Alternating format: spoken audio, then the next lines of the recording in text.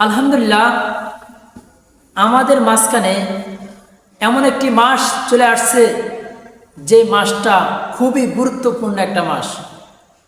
এতদিন আমরা একটা দোয়া পড়েছিলাম, আল্লাহুম্মা বারিক লানা ফি রজব ওয়া শাবান ওয়া বাল্লিগনা রমাদান।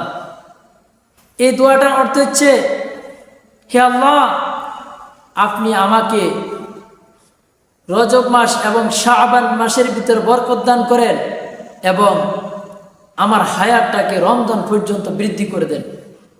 আল্লাহ পাক রব্বুল আলামিন আমাদের এই দোয়াটাকে কবুল করছে।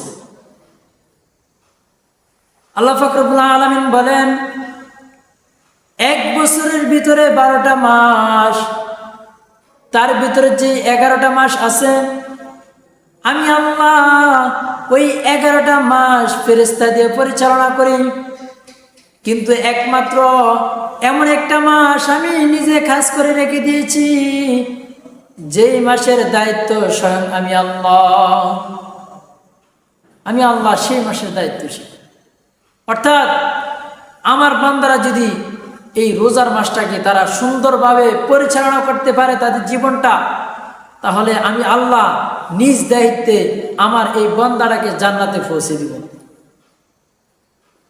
আসেন, আল্লাহ পাক রব্বুল আলামিন এই রমজান মাসের ভিতরে সমস্ত শয়তান ইবলিস গুলাকে কয়েদখানার ভিতরে আঁকড়িয়ে রেখে দেন।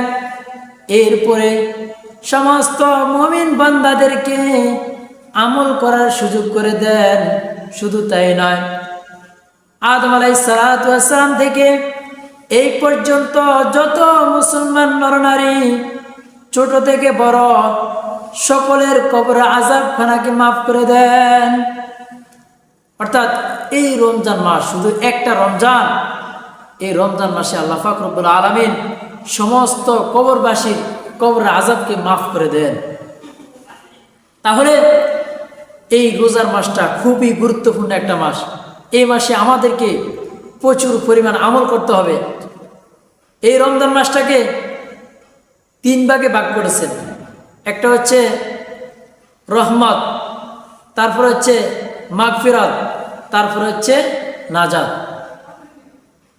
প্রথম 10 দিন আল্লাহ পাক রব্বুল আলামিন বান্দাদের উপর রহমত নাযিল করতে থাকেন। দ্বিতীয় 10 দিন মাগফিরাতের, অর্থাৎ বান্দা বেশি বেশি ইস্তিগফার করবে, যত বেশি ইস্তিগফার করতে পারবে তত বেশি তার জন্য ফায়দাজনক। তৃতীয় নম্বরে যেই 10 দিন আছে, আল্লাহ পাক রব্বুল আলামিন বলেন, শেষ দশকে আমি আল্লাহ বান্দাদেরকে নাজাত দিতে থাকি।